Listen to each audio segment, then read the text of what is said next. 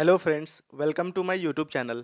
Topic wise CSAT syllabus coverage में आज का एक रीजनिंग का सब टॉपिक है जिसमें हम लोग सीटिंग अरेंजमेंट देखेंगे। जनरली ये सर्कुलर सीटिंग अरेंजमेंट जो होता है स्टेटमेंट वाइज दिया रहता है, आपको निकालना रहता है कौन सा ऑर्डर में उन लोग सिट किया हुआ है। एंड सेकेंड, ये रैंक और ऑर्डर, ये सर्कुलर सीटिंग का ये लीनियर फॉर्म है कि लीनियर फॉर्म में आपको कुछ कंडीशन, कुछ स्टेटमेंट्स दिए रहेंगे और उसमें से आपको फाइंड करना है कि उसमें से आपको जनरली ऑर्डर फाइंड करना होता है।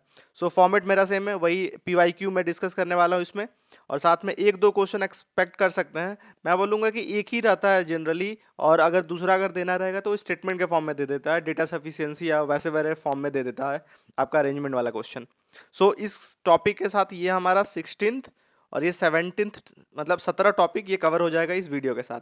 और जो न्यू है उनके लिए बता देता हूँ, ये 17 टॉपिक के अलावा मैराथन सेशन भी है 4, जिसमें पूरी सीसेट का सिलेबस कवर है, आप वो भी देख सकते हैं। एंड साथ में आप कोई भी टॉपिक जिसमें आप वीक हैं वो टॉपिक को पर्टिकुलरली चूज करके देख सकते हैं। सो आज स्टार्ट करते हैं। और हाँ, और जो न्यू लोग हैं वो मेरे चैनल को सब्सक्राइब कर ले और कनेक्ट कर ले। तो अब डायरेक्टली चलते हैं क्वेश्चंस पे। 8 student A B C D E F G H sit around a circular table equidistant from each other facing center of the table। ठीक है, not necessary in the same order, मतलब centre of the table इसलिए दिया रहता है कि आपको अब लेफ्ट और राइट अगर पूछा जाए तो निकाल पाए कि अगर कोई बंदा बैठा है अगर सर्कुलर फॉर्म में, तो या तो सेंटर ऑफ टेबल की तरफ मुंह करके बैठेगा या सेंटर से बाहर मुंह करके बैठेगा। तो दोनों केस में लेफ्ट राइट चेंज हो जाता है, इस कारण से ये सेंटर ऑफ द टेबल यहाँ पर दिया हुआ है। ठीक है, अब नेक्स्ट कंडीशन क्या है, B and D sit neither adjacent to C nor opposite to C. मतलब कंडीशन केवल बी और डी पे है। बी और डी पे कंडीशन क्या है हमारा कि ये सी के अपोजिट भी नहीं हो सकता एंड सी के एडजेसेंट भी नहीं हो सकता। ठीक है, ये दोनों कंडीशन है। अब आगे देखते हैं, A sits between E and D. तो सबसे पहले हम क्या करते हैं कि 8 प्लेस बना लेते हैं। ठीक है, ये first, this is second, this is third, fourth, fifth, 6, 7 और ये 8। हम लोगों ने 8 प्लेस बना लिया। अब हम लोग क्या करेंगे कि रैंडमली बोला गया है, फर्स्ट स्टेटमेंट क्या दिया है, A sits between E and D. तो ए को सपोज यहाँ बैठा दिए, ई और डी के बीच में बैठा दिए हम लोग। ठीक है, ये ई डी अलग भी हो सकता है, लेकिन आगे देखेंगे कि अगर जरूरत पड़ रहा तब हम अलग करेंगे, अभी जरूरत नहीं है। आगे देखते हैं क्या बोल रहा, F seats in between B and H. ठीक है, बी और एच के बीच में एफ सिट करेगा। अब देखिए हमारा जो कंडीशन है उस हिसाब से हम बी का पोजीशन निकालेंगे। जैसे डी यहाँ पर है और हमें पता है कि डी के एडजेसेंट और अपोजिट सी नहीं हो सकता, तो सी यहाँ पर नहीं हो सकता। ठीक है, सी और मतलब डी अपना आ चुका है, तो सी यहाँ नहीं हो सकता और डी के अपोजिट सी यहाँ भी नहीं हो सकता। ठीक है, और हमें बोला क्या गया है कि F seats in between B and H. तो एफ बी एंड एच के बिटवीन, बी और एच ऐसे भी हो सकता है और एफ बी और एच के बीच में ऐसे भी हो सकता है। ठीक है, हम दो पोजीशन हम लोग कर सकते हैं। मान के चलिए कि हमारा फर्स्ट वाला हम लेके चलते हैं, बी एफ एच ऐसे हम लोग बैठाएंगे, तो हमारा 3 पोजीशन यहाँ बैठ सकता है, 5 पोजीशन बचा है। एक हम लोग ऐसे बैठा सकते हैं, ये इस 3 में, दूसरा हम लोग इस 3 में बैठा सकते हैं और तीसरा हम इस 3 में बैठा सकते हैं। ठीक है, ये क्लियर है। बी एफ एच को हम लेके चल रहे हैं, उसके बाद हम एच एफ बी भी निकालेंगे। ठीक है, तो सबसे पहले हम बी एफ एच को बैठा देते हैं फर्स्ट वाले, ये first position, second position, third position, तीनों पॉसिबिलिटी चेक कर लेंगे। सो यहाँ बी एफ एच को यहाँ बैठा देते हैं। ठीक है, अब कंडीशन देखते हैं, कुछ तो वायलेट हमारा नहीं हुआ है, हमारा 2 पोजीशन बचा हुआ है और 2 पोजीशन में हमारा नंबर क्या क्या बच गया है, बी सीट हो गया है, ए हो गया, बी, सी बचा हुआ है हमारा, डी ई एफ जी बचा हुआ है, सी और जी बचा हुआ है। ठीक है, और हमारा और कंडीशन क्या दिया हुआ है कि बी और डी के एडजेसेंट, अब देखिए सी और जी बचा है तो सी और जी इन दोनों के बीच में होगा, और हमें पता है कि बी के एडजेसेंट सी नहीं हो सकता, तो सी इस यहाँ नहीं हो सकता, मतलब सी यहाँ होगा, तो सी यहाँ होगा तो जी यहाँ पर हो गया। मतलब एक सिनेरियो हम लोगों ने फिट कर लिया। अब देखते हैं क्वेश्चन क्या है, which one of the following is definitely correct. अब हम लोग चेक करेंगे क्या डेफिनेटली करेक्ट है। पहला है B sits in between A and G. तो बी यहाँ है और ए जी यहाँ पर, ए यहाँ है, जी यहाँ है, तो ये तो मतलब ही नहीं है, तो ए ऐसे ही गलत हो गया। बी देखते हैं, सी सीट्स अपोजिट टू जी। सी यहाँ है, जी है, मतलब सी जी अपोजिट नहीं है, मतलब सेकंड स्टेटमेंट भी गलत हो गया। थर्ड है ई सीट्स अपोजिट टू एफ। तो अब देखेंगे कि ई एफ के अपोजिट सीट है कि नहीं। ई देखिए कहाँ है, ई यहाँ है और एफ यहाँ है, तो इस केस में ई एफ के अपोजिट है। ये क्लियर है। तो अब क्या हुआ कि हम लोगों ने बी एफ एच को पहला पोजीशन पे सेट कर दिया था, अब हम बी एफ एच को दूसरा पोजीशन पे सेट करेंगे। ठीक है, ये सर्कल वाला क्वेश्चन है तो आपको टेस्ट केस लेना ही होगा, तो आप बना लीजिए, आप पोजीशन देख लीजिए। जल्दी जल्दी ये रीड्रॉ कर लेता है मैं सेकंड पोजीशन के लिए, क्योंकि मैं उसमें करूँगा तो थोड़ा सा मेसी हो जाएगा फिगर। तो ये मैं रीड्रॉ किया और सबसे पहले ए एच, यहाँ ए, यहाँ ई और ये एच, ये डी, ये पोजीशन सेम है। अब बी एफ एच को हम लोग क्या कर रहे हैं, सेकंड वाला में बैठा रहे हैं यहाँ पर। अगर हम लोग बी एफ एच को यहाँ बैठाते हैं, बी एफ एच, ठीक है, अगर देख मान के चलिए बी एफ एच को यहाँ बैठाते हैं तो ये दो पोजीशन बच गया सी और जी के लिए।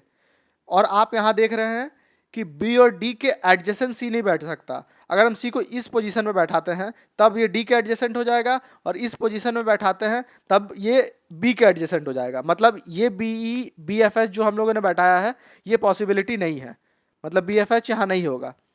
ठीक है, तो अब थर्ड पोजीशन सेकंड वाला नहीं होगा, अब थर्ड वाला चेक करेंगे। बी एफ एच ऐसे बैठाएंगे, इन तीनों में बैठाएंगे, तो इन तीनों में बैठाएंगे तो यहीं मैं कट कर देता हूँ, मैं दूसरा कलर यूज़ कर लूँगा, मैं ग्रीन यूज़ कर लेता हूँ बी एफ एच के लिए। बी यहाँ हो गया, एफ यहाँ हो गया, एच यहाँ हो गया। अब सी और जी बच गया, सी और जी इन दो पोजीशन पे बचेगा, ग्रीन वाला जो है।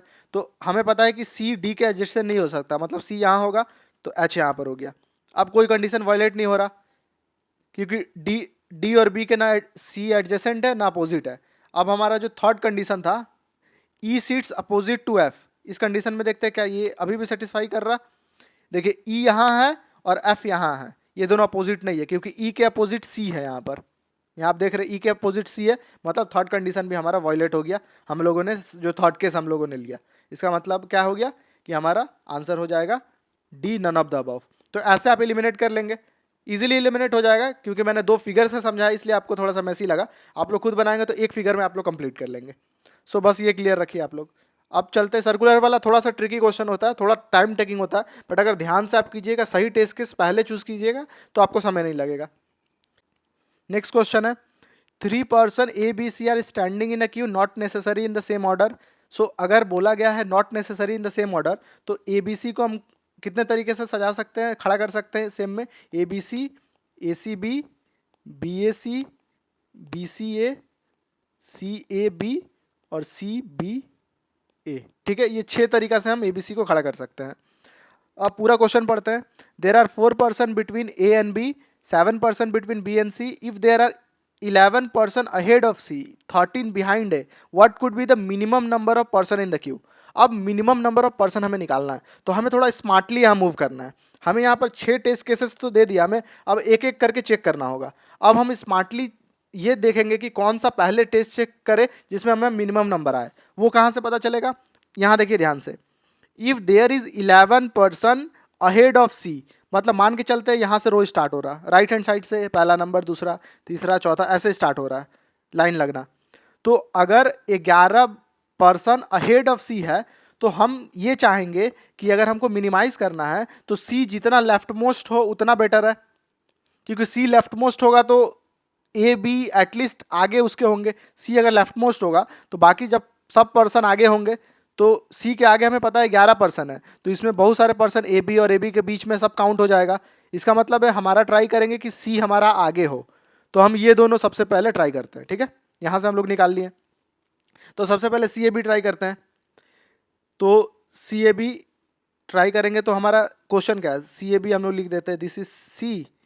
ऐसे नहीं करते हैं, डायरेक्टली हम लोग नंबर से लिखते जाते हैं।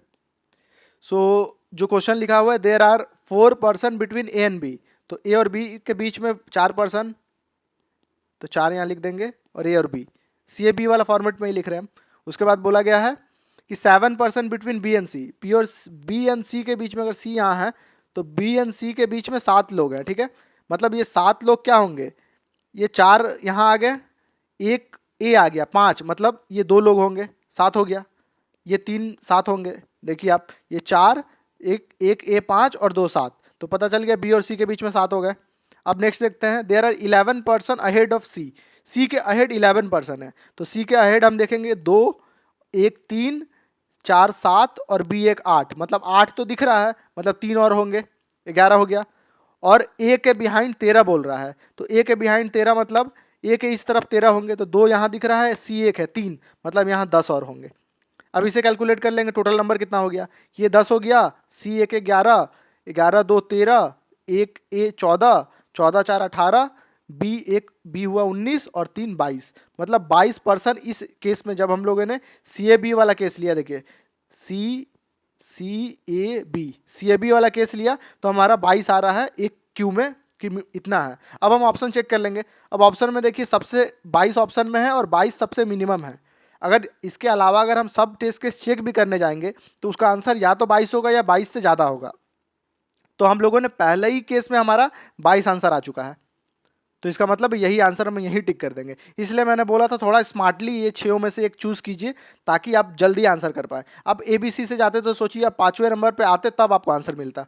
इस कारण से थोड़ा स्मार्टली भी ऑप्शन चूज करना होगा, और सी सेट यही देता है कि आप कितने जल्दी आंसर तक पहुंच जाए। ठीक है, अब बढ़ते हैं next question. Question is consider the statement in the question. पहले क्वेश्चन देख लेते हैं। What is a Seema rank from the top of the student of 40 student, मतलब 40 स्टूडेंट में सीमा का क्या रैंक है। ठीक है, ये क्वेश्चन है। तो पहला स्टेटमेंट देखते हैं। पहला स्टेटमेंट बोलता है प्रिया इज 4 रैंक बिलो सीमा। तो मान के चलिए सीमा यहाँ है, तो प्रिया का रैंक 4 रैंक बिलो है, मतलब सीमा के बाद 3 स्टूडेंट होगा, फिर यहाँ प्रिया आएगी। ठीक है, and is 37th from the bottom, sorry ये यहाँ पर है, and is 31st from the bottom, मतलब प्रिया 31st फ्रॉम द बॉटम है। ठीक है, सो 31st होगा मतलब 30 और स्टूडेंट होगी और ये बॉटम हो गया, तब प्रिया 31st होगा। ठीक है, और क्वेश्चन पूछा है कि सीमा का रैंक क्या है, तो हम लोग टोटल 40 स्टूडेंट हमें पता है, तो ये 30 हो गया, 30 और प्रिया एक 31 प्लस 3 34 और एक सीमा 35। ठीक है, इसका मतलब 5 स्टूडेंट और होगा, ये क्लास खत्म हो गया। तो ऊपर से सीमा का रैंक क्या है, ये 5th और ये सीमा 6th, मतलब सीमा का रैंक यहाँ से 6th आ गया। मतलब पहला स्टेटमेंट यूज करके हम लोग सीमा का रैंक निकाल लिए। ठीक है, अब ऐसे ही सेकंड स्टेटमेंट यूज करते हैं। सेकंड स्टेटमेंट बोला है इना इज 2 रैंक अबव सीमा, तो इना यहाँ है, ये 2 रैंक अबव सीमा है, मतलब एक स्टूडेंट बीच में होगी और यहाँ सीमा होगी, तो सीमा से 2 रैंक ऊपर है इना। ठीक है, एंड नेक्स्ट है इना is 37th from the bottom, मतलब इना जो है ये बॉटम से 37th है ये, तो 37th के लिए देखिए एक यहाँ ये एक स्टूडेंट और एक सीमा 2, मतलब यहाँ पर 2 स्टूडेंट हो गया, तो यहाँ पर लगभग 34 स्टूडेंट होना चाहिए। ये 34 स्टूडेंट होगा, ये 35, ये 36, तब ये 37th होगी इना। ये क्लियर हो गया कि 34 स्टूडेंट होगा, फिर सीमा 35 और एक स्टूडेंट जो 36 और इना 37th, वही लिखा है 37th फ्रॉम बॉटम। तो अब सीमा का रैंक निकालना है, तो टोटल 40 है, तो ये 34 हुआ, सीमा 35, 36, 37 और 3 यहाँ पर और होगा, क्लास कंप्लीट 40 का। अब यहाँ सीमा का रैंक कितना हो गया, 3, इना 4, एक और बीच में 5 और सीमा बीच में 6th, मतलब यहाँ से आगे सीमा का रैंक 6th। पहले वाले से भी 6 आएगा, मतलब दोनों स्टेटमेंट अलोन यूज करके भी हम आंसर निकाल पा रहे हैं। सो इसका आंसर क्या हो जाएगा, option number C, that both statement 1 and 2 alone are sufficient to answer the question. ये क्लियर है। अब नेक्स्ट क्वेश्चन। नेक्स्ट क्वेश्चन है, इसको भी सिंपल डिकोड करेंगे। A is 16th from the left, तो हम क्या करेंगे, ये लेफ्ट है ये राइट है। ठीक है, ए अगर 16th फ्रॉम द लेफ्ट है तो 15 लोग होगा, 15 लोग के बाद यहाँ ए आएगा। ये क्लियर है, ए का पोजीशन 16th है। Next, in a row of boys V is 18th from the right end, तो वी 18th है, मतलब 17 लोग यहाँ पर होगा और उसके बाद वी होगा। ये क्लियर है।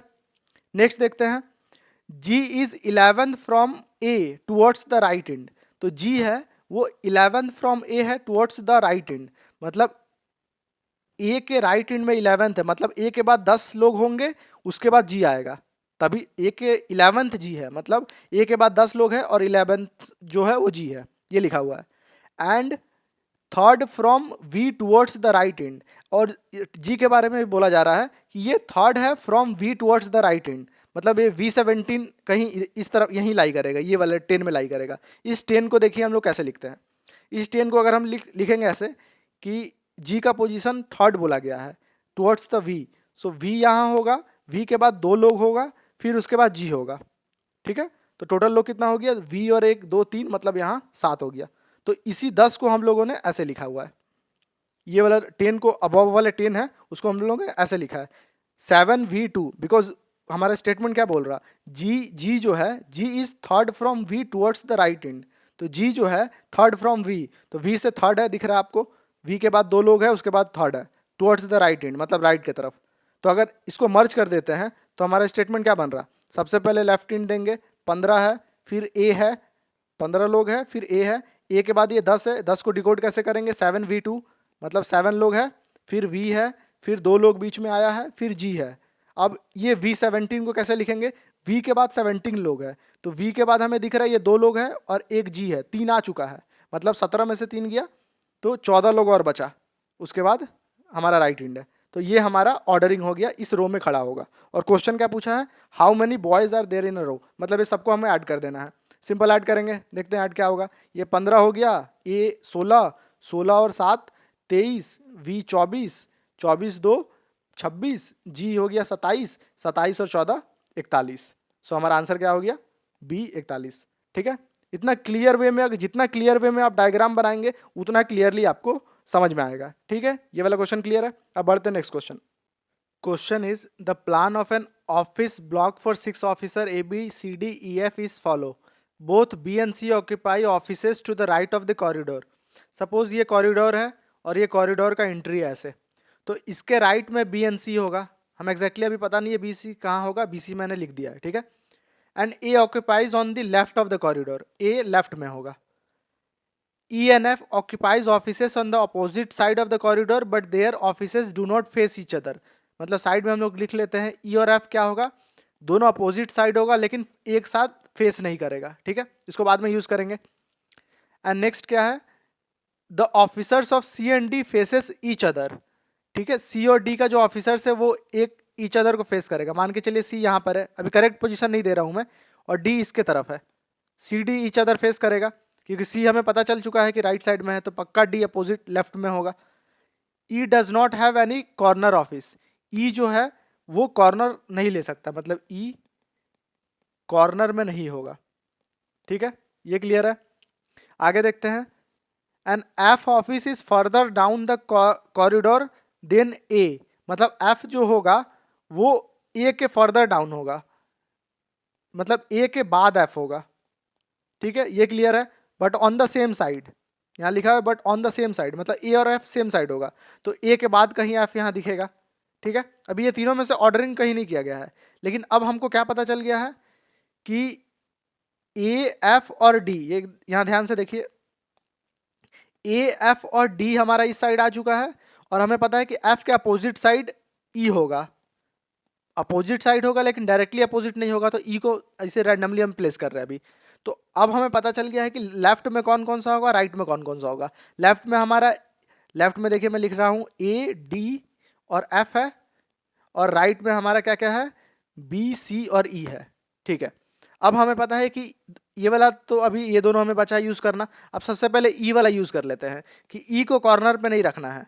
ठीक है, तो ई हमारा, मैं फिगर थोड़ा छोटा कर रहा हूं, देखिए ई को अगर हम कॉर्नर पे नहीं रखेंगे तो ई हमारा क्या होगा, 3 ही है, राइट साइड में 3 है, तो ई को कॉर्नर नहीं रखना है, तो ई को हमें बीच में रखना होगा। ठीक है, ई अगर बीच में है तो उसके बाद हम बी सी को अभी सेट करेंगे। उसके बाद एक चीज और बोला है कि ई और एफ अपोजिट नहीं हो सकता। ठीक है, तो एफ के लिए क्या पोजीशन है, यहां भी 3 है, 1 2 3। एफ के लिए दो पोजीशन यहां पर हो सकता है, या तो एफ यहां नहीं हो सकता, एफ यहां हो सकता है, और एफ यहां हो सकता है। लेकिन ये वाला क्वेश्चन देखिए, ये वाला स्टेटमेंट देखिए कि ए के बाद एफ होगा, तो एफ इस पोजीशन में हम नहीं कर सकते। अगर इस पोजीशन में करेंगे तो ए कहां जाएगा, तो मतलब एफ का पोजीशन ये फिक्स होगा, एफ यहां ही होगा, क्योंकि ए के बाद एफ को आना है। तो ई और एफ का पोजीशन हमें फिक्स हो गया। अब हमें आगे क्या क्या देखना है, ए और डी का पोजीशन शिफ्ट करना है हमें, और बाकी हमारा 3 कॉर्नर बना लेते हैं। ठीक है, अब हमें क्या बोला गया है, एक और यहाँ पर स्टेटमेंट आप देखेंगे, C and D faces each other. Question में आपको यहाँ दिख रहा होगा, यहाँ देखिए ध्यान से, C and D faces each other, तो सी डी से ईच अदर फेस करेगा, तो सी डी के लिए यही ऑप्शन बच गया है, सी और D.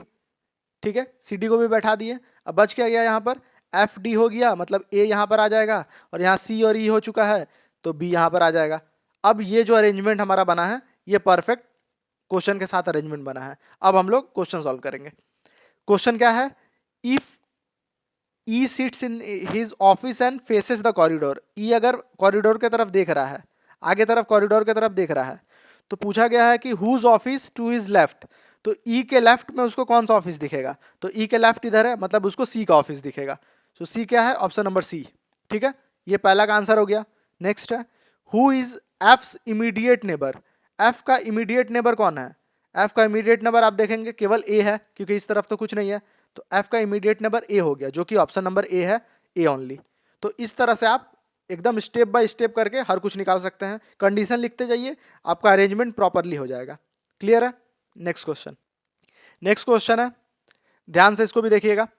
A B C D E F G H are standing in a row facing north, मतलब नॉर्थ के साइड फेस कर रहा है। B is not a neighbour of G, तो बी जी नेवर नहीं है, मतलब हम लिख देते हैं बी जी नेवर नहीं है, ये बाद में यूज करेंगे, पहला स्टेटमेंट। नेक्स्ट है, F is to immediate right of G, F जो है वो इमीडिएट राइट ऑफ जी है, एंड नेबर ऑफ ई, मतलब एफ जो है ई का नेबर है। ये क्लियर है, सेकंड स्टेटमेंट से हमें ये तीन पता चल गया कि F is immediate right of G and F is a neighbour of E, तो ये हो गया। G is not an extreme end, इसको भी लास्ट में यूज करेंगे। A is sixth to the left of E, मतलब ए जो है ई के सिक्स्थ है, तो ई का अगर लेफ्ट हम देखें तो ये फर्स्ट है, ये सेकेंड है, यहाँ हम थर्ड बॉक्स बना लेते, कोई आएगा, ये फोर्थ बॉक्स, ये फिफ्थ बॉक्स, और सिक्स्थ बॉक्स में क्या है हमारा ए है। तो अब हो गया A is six to the left, ये क्लियर हो गया। नेक्स्ट स्टेटमेंट है, H is six to the right to C, तो एच क्या है, six to right to C, मतलब सी का सिक्स है, एक दो तीन चार पांच गैप होगा, फिर एच होगा। अब देखिए ये टोटल 8 है, अगर आप काउंट कीजिएगा 1 2 3 4 5 6 7 है, और ये वाला कहाँ फिट कर सकते हैं आप, टोटल 8 ही लोग हैं, तो ये फिट एक यही जगह पे हो सकता है सी, जब सी यहाँ फिट करेंगे तभी आपको बीच में 5 स्पेसिंग मिलेगा, एक स्पेस, दो स्पेस, तीन स्पेस, चार स्पेस, 5 स्पेस, और यहाँ एच हो जाएगा, और कहीं ये वाला जो हमारा कॉम्बिनेशन है ये फिट नहीं होने वाला। तो इतना हम लोगों ने फिट कर लिया। नेक्स्ट देखते हैं, अब देखते हैं बी जी जो बोला गया है कि नेबर नहीं है, मतलब जी के बगल में बी नहीं होगा, मतलब बी का पोजीशन यहाँ हो गया, बगल में नहीं होगा, और बच क्या गया, ए बी सी डी बच गया, मतलब डी यहाँ पर हो गया। तो हम लोगों ने जितना भी इक्वेशन था उसको यूज करके सब बना लिया। एक जो नहीं यूज हुआ था, G is not in the extreme end, इसका मतलब जरूरत ही नहीं पड़ा। ठीक है, अब आते हैं क्वेश्चन पे। Which of the following correct with respect to the above. First है, C is to immediate left of A, तो C immediate left of A नहीं है, उल्टा है, A is immediate left of C, मतलब A गलत है। D is immediate neighbour of B and F, D जो है इमीडिएट नेबर किसका है, B और G का है, B और F का नहीं है, मतलब सेकंड भी गलत है। G is to immediate right of D, तो देखिए G जो है इमीडिएट राइट ऑफ D है, ये एकदम एग्जैक्टली सही स्टेटमेंट है। तो थर्ड स्टेटमेंट हमारा एकदम एग्जैक्टली सही हो जाएगा, C हमारा आंसर हो जाएगा। A and E are the extreme end, आपको दिख रहा है ए एक्सट्रीम इंड पे है, ई लेकिन नहीं है, एच एक्सट्रीम इंड पे है, तो फोर्थ वाला गलत है, मतलब सी इसका आंसर हो जाएगा। ये क्लियर है आपको। अब चलते हैं नेक्स्ट क्वेश्चन पे। आप अगर ध्यान से अगर डिकोड करेंगे क्वेश्चन ना, कभी इसको आपको डिफिकल्ट नहीं लगेगा। नेक्स्ट क्वेश्चन देखिए क्या लिखा है, 4 test physics chemistry mathematics and biology P C M and B, ये 4 टेस्ट है, are conducted on 4 consecutive day, not necessary in the same order. The physics test is held before the test which is conducted after biology, मतलब biology के बाद जो test conduct होगा, B for biology, इसके बाद जो test conduct होने वाला है उससे पहले फिजिक्स टेस्ट कंडक्ट हो जाएगा। मतलब सिंपल बोलने का मतलब है कि बायोलॉजी के बाद फिजिक्स कंडक्ट होगा। ये थोड़ा सा घुमाया हुआ बस स्टेटमेंट है, बोल रहा है कि फिजिक्स के बाद जो टेस्ट कंडक्ट है उससे पहले बायोलॉजी के बाद जो टेस्ट कंडक्ट होगा उससे पहले फिजिक्स करना है, तो बट ऑब्वियस है कि बायोलॉजी के बाद फिजिक्स करेंगे, उसके बाद जो टेस्ट कंडक्ट होने वाला है वो होगा। ठीक है, इसका स्टेटमेंट का यही मतलब है। नेक्स्ट है, chemistry is conducted exactly after 2 test are held, तो 4 टेस्ट है, 4 में एग्जैक्टली 2 हो चुका है हमारा, 2 लिख चुके हैं, तो मतलब एग्जैक्टली बायोलॉजी और फिजिक्स के बाद ही सी केमिस्ट्री आ जाएगा, और हमारा बच के गया लास्ट में मैथ। तो मैथ दोनों हो सकता है, मैथ हमारा पीछे हम लोग सोच सकते हैं मैथ यहाँ पर, लेकिन मैथ यहाँ नहीं हो सकता, क्योंकि हमें बोला गया है केमिस्ट्री का कंडीशन है, ये केमिस्ट्री कब होगा, एग्जैक्टली 2 के बाद, तो पहला बायोलॉजी हुआ होगा, दूसरा फिजिक्स, फिर ही केमिस्ट्री हुआ होगा, मतलब मैथ हम लास्ट में ही ले सकते हैं। तो ये ऑर्डर हुआ होगा टेस्ट का, ऐसे करके पूछा गया है कि विच टेस्ट हेल्ड लास्ट, तो हमें दिख रहा है एम, इसमें एम जो है सबसे लास्टली हेल्ड हुआ है, मतलब ऑप्शन नंबर सी। ये one of the easiest question है, बस स्टेटमेंट को थोड़ा मैनिपुलेट और ट्विस्ट कर दिया है। नेक्स्ट क्वेश्चन मूव करते हैं। नेक्स्ट क्वेश्चन है 5 people ABCD are seated about a round table. Every chair is spaced equidistant from each other. अब स्टेटमेंट देखते हैं क्या है। C is seated next to A, ठीक है। तो पहले हम लोग 5 पोजीशन बना लेते हैं, first, second, third, fourth, fifth. अब हमें बोला गया है, पहला इक्वेशन क्या बोला गया है, C is seated next to A, तो C मान के चलिए यहाँ हम C को फिट किए, ये ए के नेक्स्ट सीट किया है, तो ए यहाँ भी हो सकता है, ए यहाँ भी हो सकता है, ठीक है। जो भी मैं डब्बे के मतलब बॉक्स के बाहर लिख रहा हूँ, मतलब ये पॉसिबिलिटी है, और बॉक्स के अंदर लिख रहा हूँ, मतलब ये फिक्स हो चुका है कि वहीं ही सीट करेगा। अब आगे देखते हैं, A is seated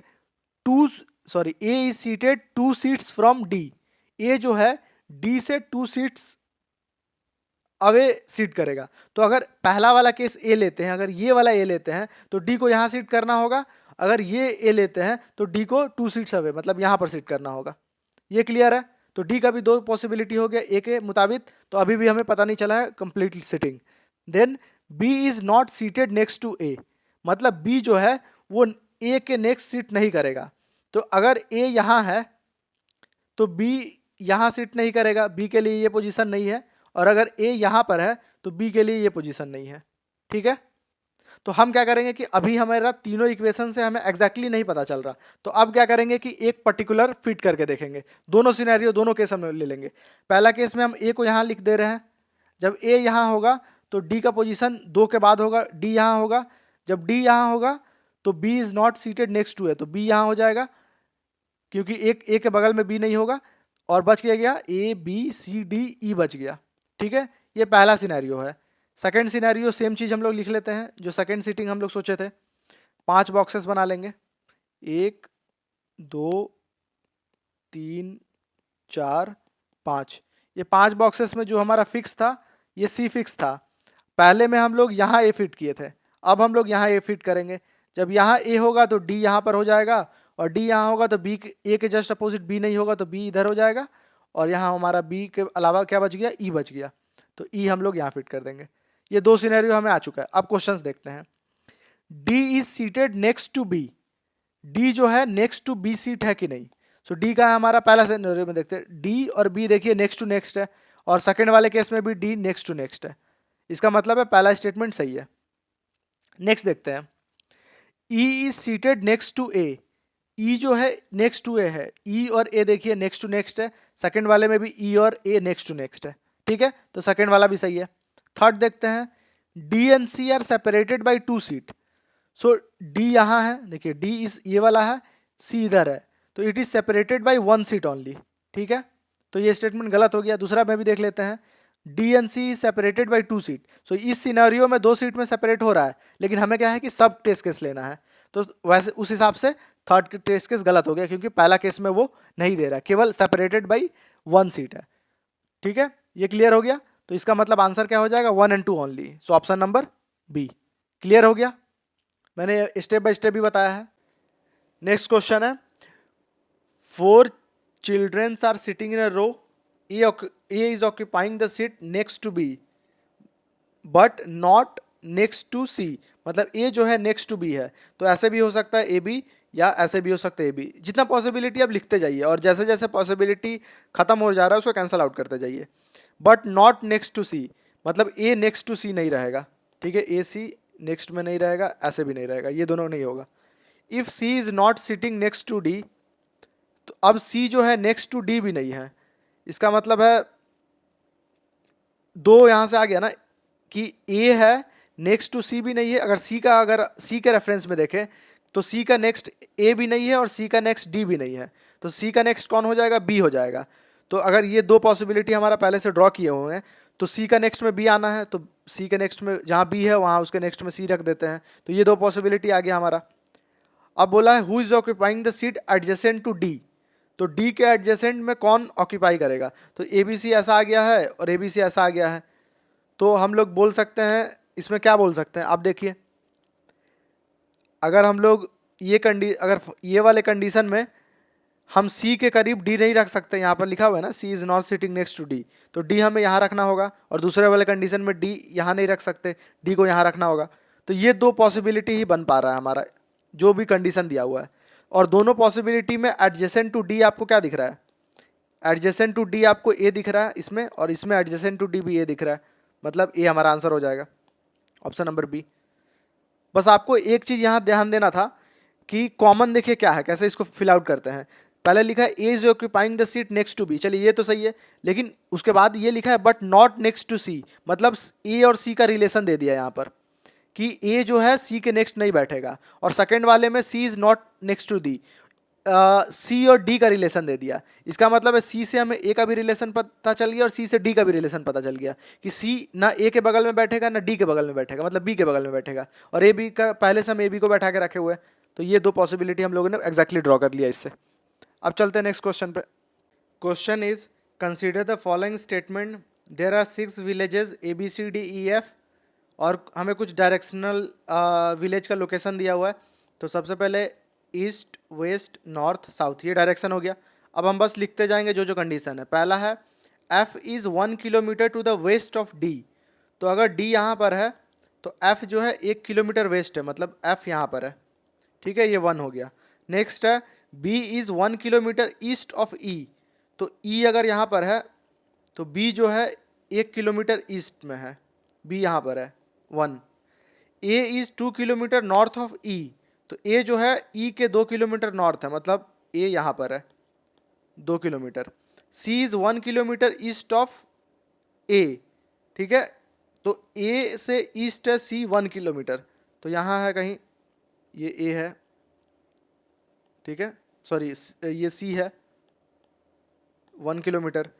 then last है D is 1 kilometre to the south of A, जो डी है is 1 kilometre to the south of A, तो डी को मैं दूसरा कलर से बना देता हूँ, बिकॉज साउथ ऑफ ए बोला मतलब इसके जस्ट अपोजिट यहाँ आएगा 1 किलोमीटर, ये डी होगा, और ये डिस्टेंस 1 होगा, ये डिस्टेंस 1 होगा। और अब बोला गया है क्वेश्चन की विच 3 villages is in the line, option है ए सी बी, तो ए यहाँ है, सी हमारा यहाँ है, बी यहाँ है, तो ये तो एक लाइन में नहीं है। नेक्स्ट ऑप्शन है ए डी ई, तो ए देखिए यहाँ है, डी यहाँ पर है, ई यहाँ पर है, तो ये देखिए एक लाइन में आ रहा, मतलब हमारा ऑप्शन क्या हो जाएगा, बी। ये बहुत सिंपल क्वेश्चन है, ठीक है। नेक्स्ट क्वेश्चन देखते हैं। नेक्स्ट क्वेश्चन है consider that A is taller than B, वही लेंगे हम, राइट साइड जो है वो टॉलर है, A is taller than B, तो ए को राइट रखेंगे, बी को इधर रखेंगे। सी इज टॉलर देन ए, ठीक है, तो सी इज टॉलर देन ए, तो सी से ए टॉलर है तो सी राइट साइड में होगा। डी इज टॉलर देन सी, तो डी सी से टॉलर है तो डी राइट में होगा। E is the tallest in all, मतलब ई और राइट में होगा। बोला गया है कि if they are made to sit in the above order of their height which will occupy the mid position, तो यहाँ मिड पोजीशन आपको दिख रहा है कौन है, यही ऑर्डर में अगर सजाया जाएगा, क्योंकि हम हाइट के ऑर्डर में ही लिखे हैं, तो मिड पोजीशन हमारा कौन सा आ रहा, सी, जो कि ऑप्शन नंबर सी है, ठीक है। अब चलते next question. Question is there are 7 person up on a ladder A B C D E F and G not in a same that order, A is further up than E but is lower than C, मतलब A जो है वो ई से ऊपर है लेकिन सी से lower है, मतलब ये एग्जैक्टली ऑर्डर नहीं, इसके बीच में हो सकता है, बट ये ऑर्डर मैंने लेके चला हूँ जैसे दिया गया क्वेश्चन में। देन बोला है B is in the middle, ये पूरा फिक्स बोल दिया गया है, तो मैं क्या करता हूँ कि सबसे पहले प्लेस बना लेता हूँ, 7 है, तो 1 2 3 4 5 6 7, ये लैडर है, और इसमें जो फिक्स होते जाएगा मैं बॉक्स में लिखते जाऊंगा। तो बी फिक्स हो गया, B is in the middle, B को फिक्स कर दिए, और उसके बाद जितना भी पॉसिबिलिटीज है उसको हम लोग लिखते जाएंगे। Then G is between A and B, तो जी जो है ए और बी के बीच में हो सकता है, मतलब ए और बी के बीच में हो सकता है ऐसे, या नहीं तो बी और ए ऐसे भी हो सकता है, ठीक है, ये क्लियर है। सो ये जो हम बॉक्स बना रहे हैं, मतलब ये पूरा बॉक्स एज इट इज आएगा, और ये वाला बॉक्स नहीं है, मतलब सी के और ए के, ए ई और सी और ए के बीच में कोई अदर नंबर भी आ सकता है, अदर पर्सन्स भी आ सकते हैं, ठीक है। नेक्स्ट बोला है E is between B and F, E जो है बी और एफ के बीच में है, मतलब बी और एफ के बीच में ऐसे भी हो सकता है, और ई बी नीचे हो सकता है, एफ ऊपर हो सकता है, ये दोनों पॉसिबिलिटी है। Then F is between E and D, F जो है ई और डी के बीच है, तो यही दो केस में हम लिख देंगे। एफ देखिए यहाँ पर है, ये ई और डी के बीच में कर दिए, और एफ यहाँ पर है, ये ई और डी के बीच में हो गया। मतलब ये हमारे पास ये चार भी बॉक्स बना लेते हैं, क्योंकि जो आएगा ये चार एज इट इज आएगा। अब हमारे पास पॉसिबिलिटी ये है 6, ये 2 2 4 1 5। अब इसी को यूज करके हमको फिल करना है ये वाला सामने वाला बॉक्स। तो हम सबसे पहले ये 4 वाला कंडीशन देखेंगे। तो अगर 4 वाला कंडीशन देखिए, हम बी ई एफ डी को ऐसे फिट कर सकते हैं, बी ई एफ डी, ये भी फिट हो सकता है। और second scenario D F B E, मतलब अगर यहाँ डी ई डी ये एफ है और यहाँ ई है और ये बी, मतलब दोनों पॉसिबल है। लेकिन एक चीज आप ध्यान से देखिए, अगर हम डी एफ ई को अगर हम लोग ऊपर फिट कर देते हैं, अगर ये वाला पोजीशन फिट कर देते हैं यहाँ पर, तो इससे क्या पता चल रहा है? इससे पता चलेगा कि डी एफ ई बी हम लोगों ने फिट कर दिया, उसके बाद जो ये वाला सिचुएशन है हमारा ए जी बी या बी जी ए, इसमें से केवल बी जी ए एक्टिवेट होगा, क्योंकि ए जी बी तो हो नहीं सकता। तो बी जी ए होगा तो क्या हो जाएगा, यहाँ पर बी यहाँ पर पहले से है, जी यहाँ है, ए यहाँ है, तो उस केस में लास्ट क्या बच गया हमारा, सी बच गया। तो उस केस में सी हमारा लास्ट में हो जाएगा। और आप देख रहे हैं कि ये वाला केस में से सी जो है अप द लैडर है, तो ये वाला जो हम लोग रखे हैं डी एफ ई बी, मतलब ये वाला पॉसिबल नहीं है। मैंने दिखा दिया, ये पॉसिबिलिटी करने से हमारा ये वाला कंडीशन वॉयलेट हो जा रहा है, मतलब ये पॉसिबल नहीं है। तो नेक्स्ट सॉल्यूशन जो पॉसिबल है वो केवल सेकंड वाला है। तो अब सेकंड वाला डायरेक्टली हम लोग फिल कर लेंगे बॉक्स में, क्योंकि यही एक पॉसिबल है, B E F D, B E F D, ये फिल कर लिया। अब क्वेश्चन भी देख लेते हैं। क्वेश्चन क्या है, the person in the bottom of the ladder is, मतलब इसे आगे बढ़ना नहीं है, क्योंकि बॉटम ऑफ द लैडर हमें मिल चुका है जो कि डी है, आगे हमें देखना भी नहीं है क्या चीज़ है। ऑप्शन क्या हो जाएगा, सी। तो ऐसे पॉसिबिलिटी डायग्राम बना के आप लोग क्वेश्चन को सॉल्व कर सकते हैं। जैसे जैसे स्टेप वाइज मैंने किया है, पूरा पॉसिबिलिटी देखा है, और जो सबसे बड़ा जो चंक है 4 एक साथ आएगा या 3 एक साथ आएगा, उस हिसाब से हमने फिट करके देखा है कि कोई भी कंडीशन वॉयलेट हो रहा है कि नहीं। अगर कंडीशन वॉयलेट हो रहा है तो आप उसको नहीं चूज़ कीजिएगा, उसके जस्ट अपोजिट वाला चूज़ कीजिएगा। तो 4 वाला मैंने पहले फर्स्ट वाला ये वाला लेके देखा, तो ये वॉयलेट कर गया, मतलब ये वाला ही फिट होगा ओनली। क्लियर है? अब मूव करते नेक्स्ट है, in a class of 45 student, a boy is rank 20th। When 2 boys joined, his rank was dropped by 1. What is his new rank from the end? इसका मतलब है 45 student था, तो इसका रैंक 20 था, मतलब 19 स्टूडेंट इससे आगे थे, और उसके बाद मान के चलिए बॉय का ए मान लेते हैं नाम, तो ये बॉय ए है जो कि 20 नंबर पे था। अब ये इस सिनेरियो में 45 स्टूडेंट है, तो 19 और एक 20 हो गया, और मतलब 25 स्टूडेंट इसके नीचे होंगे। ये सिनेरियो हुआ होगा, ये 45 स्टूडेंट है।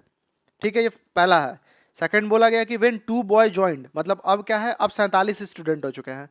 हीज रैंक ड्रॉप्ड बाई 1, मतलब इसका रैंक पहले 20 था, अब ड्रॉप्ड बाई 1, मतलब अब 21 हो गया है। तो न्यू सिनेरियो का हम फिगर यहाँ ड्रॉ कर लेंगे। अब उसका रैंक क्या है, 21 है, मतलब 20 लोग उससे आगे है, और उसके बाद वो 21वां नंबर पे है। और टोटल बंदे कितने हैं, अब 47 है। तो ये 20 और एक 21 हो गया, मतलब और 26 लोग नीचे होंगे। ठीक है, और हमें क्वेश्चन क्या पूछा है, what is his rank from the end. तो इंड से इसका रैंक कितना हो गया, नीचे में 26 लोग है, और ये नीचे से उसके बाद है 26 के बाद है, मतलब 27वां रैंक होगा नीचे से, मतलब इसका आंसर हो जाएगा सी। तो ऐसे अगर आप फिगर बनाते हैं, जैसे मैं बहुत सारे क्वेश्चंस में बनाता हूँ कि 19A ये वाला फॉर्मेट में, तो आपको इंड और बिगिनिंग वाला क्वेश्चन में प्रॉब्लम नहीं होगा। ठीक है, आप यूज टू हो जाइए ये प्रोसेस से। अब नेक्स्ट क्वेश्चन क्या बोल रहा है, 7 man ABCDEF are standing in a queue in that order, मतलब सेम ऑर्डर पे स्टैंड है, तो हम लोग सिंपल सेम ऑर्डर पे लिख देते हैं, ABCDEF G। ठीक है, इसी ऑर्डर में स्टैंड है। मान के चलिए ऐसे ऑर्डरिंग है कि जो पहला बंदा है ए है, मतलब इधर आपका इस साइड, अगर हम इधर नॉर्थ साउथ ईस्ट वेस्ट अगर हम देख ले, यही वाला डायरेक्शन देख लेते हैं, तो वेस्ट की तरफ सब मुंह करके खड़ा है, ऐसे करके आगे तरफ। अब हम लोग इक्वेशन 1 by 1 देखेंगे। यहाँ दिया हुआ है कि everyone wearing the cap of different colour, so different colour हमारा यहाँ दिया हुआ है। एंड अब देखेंगे D is able to see in front of him green and blue. तो एक चीज यहाँ पर लॉजिक है कि जो बंदा जहाँ पर खड़ा होगा, जैसे यहाँ पर हम सी का एग्जाम्पल ले लेते हैं, जैसे डी का एग्जाम्पल लेते हैं, डी जो है अपने से आगे सबको देख पाएगा, मतलब डी ए बी सी तीनों को देख पाएगा, तीनों का हैट का कलर देख सकता है, लेकिन अपना और अपने पीछे का नहीं देख पाएगा, क्योंकि डी वेस्टवर्ड मुंह करके खड़ा हुआ है। वैसे ही ई का अगर देखेंगे तो ई क्या करेगा, ए बी सी डी सबका देख सकता है हैट का कलर, लेकिन अपना खुद का नहीं देख सकता और अपने पीछे वाले का नहीं देख सकता। ये इन्फो है। अब हम लोग इन्फो को डिकोड करेंगे। बोला गया है D is able to see in front of him green and blue. D green और ब्लू देख पाता है, मतलब ए बी सी में किसी का, इसी तीनों में किसी का ग्रीन होगा, किसी का ब्लू होगा, ठीक है। और लिखा है बट नॉट वॉयलेट, मतलब वॉयलेट नहीं देख पाता, मतलब वो खुद का नहीं देख पाएगा और पीछे का नहीं देख पाएगा, मतलब डी से जी तक में किसी एक का वॉयलेट कलर का हैट होगा, ठीक है। ये पहला इन्फॉर्मेशन। सेकंड इन्फॉर्मेशन है E can see violet and yellow. E जो है, ई है, ये वॉयलेट और येलो देख सकता है, तो मतलब ए बी सी डी में से किसी का वॉयलेट होगा और येलो होगा कलर हैट का, बट नॉट रेड, मतलब ई और जी, ई एफ जी में से किसी एक का रेड हुआ होगा, क्योंकि ये नहीं देख पा रहा है। तो अब देखिए इसमें से कॉमन देखिए, अगर ए बी सी डी में से देख ले कौन कौन सा कलर हमारा पॉसिबल है, तो देखिए यहाँ ग्रीन है, ब्लू है, वॉयलेट है, येलो है, मतलब 4 कलर मिल गया, यही चारों कलर में से डी होगा। और यहाँ पर डी ई एफ जी में देखिए इनमें से कोई एक वॉयलेट होने वाला है, और ए बी सी डी में से कोई एक इन चारों कलर में होने वाला है। तो आप देखिए इन चारों कलर में वॉयलेट कॉमन आपको दिख रहा होगा दोनों में। यहाँ देखिए वॉयलेट कॉमन है और यहाँ डी भी है, और इसमें भी वॉयलेट कॉमन है और यहाँ डी भी है। इसका मतलब डी का कलर हम लोग को फिक्स हो गया, डी का कलर क्या हो जाएगा, वॉयलेट हो गया, ठीक है। अब आगे चलते हैं। G can see caps of all colour other than orange, मतलब जी जो है सबसे लास्ट में है, वो सबका कैप देख सकता है, लेकिन ऑरेंज नहीं देख पा रहा। इसका मतलब क्या है, जी का खुद का कलर ऑरेंज है, तभी वो नहीं देख पा रहा है। तो जो मैं ग्रीन से लिख रहा हूँ वो फिक्स कलर है, ठीक है। जी का ऑरेंज आ गया। अब रेड, और आगे देखते हैं। If E is wearing an indigo colour, अब अगर ई इंडिगो कलर है तो ई को लिख देते हैं इंडिगो, इंडिगो कलर वियर किया हुआ है। तो पूछा गया है कि what colour of cap borne by F, तो एफ क्या कलर कैप करेगा। तो हमें पता है ये वाला इक्वेशन से क्या आया था, ई एफ जी में से कोई एक रेड किया है, तो ई और जी का तो पता चल गया, केवल एफ बच गया, मतलब एफ रेड होगा। क्लियर है। और हमें पूछा ही एफ के बारे में, तो हमारा आंसर क्या हो जाएगा, सी रेड। सो हम लोगों ने स्टेप बाय स्टेप डिकोड किया और आंसर निकाला है, ठीक है। अब next question. Question is 5 people A B C D E are seated around a round table. Every chair is spaced equidistant from adjacent chair. तो पहले हम चेयर बना लेते हैं 5, 1 2 3 4 और 5, ये 5 चेयर बना लिया, और मान के चलिए सब इनवर्ड लुकिंग है, ठीक है। अब एक एक इक्वेशन देखते जाते हैं। 3 इक्वेशन हमें दिया हुआ है, 3 स्टेटमेंट दिया है। C is seated next to ए, सी जो है ए के नेक्स्ट पे सीट कर रहा है, तो ए को हम लोग मान के चलते हैं, जो भी बॉक्स के अंदर लिख रहा हूँ मतलब वो फिक्स हो चुका है, और बॉक्स के बाहर लिखूंगा मतलब पॉसिबिलिटीज है। तो ए को मैंने फिक्स कर दिया। तो पहला स्टेटमेंट के अनुसार सी is seated next to A, तो सी का पॉसिबिलिटी क्या है, पहले बॉक्स का मैं नंबर दे देता हूँ, ज़्यादा आसान रहेगा। ये 1 2 3 4 5, ये चेयर का नंबर दे दिया, बॉक्स में बोल रहा हूँ, तो चेयर का मैंने नंबर दे दिया टेबल का, ठीक है। अब हम लोग इसमें फिट करना स्टार्ट करेंगे। तो बोला गया है कि सी सीटेड नेक्स्ट टू ए, मतलब सी या तो 5th नंबर चेयर पे बैठेगा या 2nd नंबर पे, ठीक है। नेक्स्ट है A is seated 2 seats from D, तो ए जो है 2 सीट्स फ्रॉम डी, मतलब उल्टा भी कर सकते हैं, D is seated 2 seats from A, दोनों का मतलब एक ही है। तो डी का क्या क्या पोजीशन हो गया, डी का पोजीशन या तो 4 नंबर पे होगा या 3 नंबर पे डी होगा, तभी ये 2 सीट होगा। या तो अगर इस तरफ से जाएगा तो चौथे नंबर पे, और अगर इस तरफ से जाएगा तो आपका तीसरे नंबर पे डी आएगा। थर्ड स्टेटमेंट क्या है, B is not seated next to A, B जो है ए के नेक्स्ट नहीं सीट करेगा, मतलब बी 5वें नंबर पे और दूसरे नंबर पे नहीं सीट कर सकता। तो बी के लिए क्या क्या बच गया, बी के लिए चौथा नंबर बच गया और बी के लिए तीसरा नंबर बच गया। ये हम लोग फिट कर चुके हैं, क्या क्या पॉसिबिलिटी है। अब हम लोग देखते हैं कि which of the following must be true, ठीक है। पहला है D is seated next to B, तो आप देखिए ये जो चौथा नंबर और 5वां नंबर है, इसमें क्या है कि चौथा और तीसरा जो है इसमें डी भी फिट होगा, या तीसरा में डी आएगा या बी आएगा, चौथा में डी आएगा बी आएगा, मतलब इन्हीं दो में डी और बी आने वाला है। और हमारा स्टेटमेंट भी यही लिखा है, D is seated next to B, मतलब बट ऑब्वियस है कि किसी में भी डी बी आए, या इसमें डी आए या इसमें बी आए, या इसमें बी आए या इसमें डी आए, तो ये दोनों तो नेक्स्ट टू ईच अदर होगा, मतलब जो पहला हमारा कंक्लूजन है वो सही है, ये हमेशा ट्रू होगा, ठीक है। अब सेकंड वाले पे आते हैं। सेकंड क्या लिखा है, सेकंड लिखा है E is seated next to A, तो अब सी के लिए देखते हैं, नेक्स्ट टू है मतलब ई का पोजीशन या तो पांचवा होगा या तो सेकंड होगा, ठीक है। तो डी बी तो हम फिक्स कर दिए, मान के चलिए एक लिख भी देते हैं, डी यहाँ है बी यहाँ है, तो अब हमारे पास सी और ई बच गया। और सी का क्या क्या पॉसिबिलिटी है, सी का पॉसिबिलिटी पांचवा नंबर पे है और दूसरा नंबर पे है, तो बट ऑब्वियस है कि पांचवा और दूसरा किसी पे भी सी रहे, और अगर मान के चलिए सी पांचवा पे चल गया तो ई दूसरा पे हो जाएगा, तो ई तो नेक्स्ट टू ई ए ही है, तो वही बोला है E is next to A, मतलब ये भी इंश्योर है कि हमेशा होगा। और क्वेश्चन क्या है, सेलेक्ट द करेक्ट कोड, मतलब दोनों सही है, तो हमारा यहाँ बोथ 1 और 2 आंसर हो जाएगा। ये क्लियर है आपको, ये आपको डायग्राम बना के इजीली आपको पता चल जा रहा है कि आंसर क्या होने वाला है। चलते हैं next question is in 5 flats one above other live 5 professionals, the professor has to go up to meet his IAS friend, मतलब प्रोफेसर नीचे रह रहा होगा तब वो ऊपर जाएगा अपने आईएएस फ्रेंड से मिलने, तो प्रोफेसर नीचे है, आईएएस फ्रेंड उसका ऊपर है, एग्जैक्टली ऊपर नहीं है तो बस हम लोग इस फॉर्मेट में लिखते हैं। देन देखते हैं, the doctor is equally friendly to all and has go up as frequently as go down. देखिए यहाँ पर दो वर्ड आपको इंपॉर्टेंट है, तो सबसे पहले 5 स्टोरेड बिल्डिंग है, तो हम लोग मान के चलते हैं ये 5 स्टोर बना लेते हैं, first second, this is third, this is fourth and this is fifth, ये 5 स्टोरेड बिल्डिंग हो गया। अब ये जो स्टेटमेंट है इस पे गौर कीजिएगा, the doctor is equally friendly, मतलब बाकी जो 4 है उससे इक्वली फ्रेंडली है, और goes up as well as goes down as frequently as they goes up, मतलब जितना ज़्यादा बार वो ऊपर जाता है उतना ज़्यादा बार वो नीचे जाता है।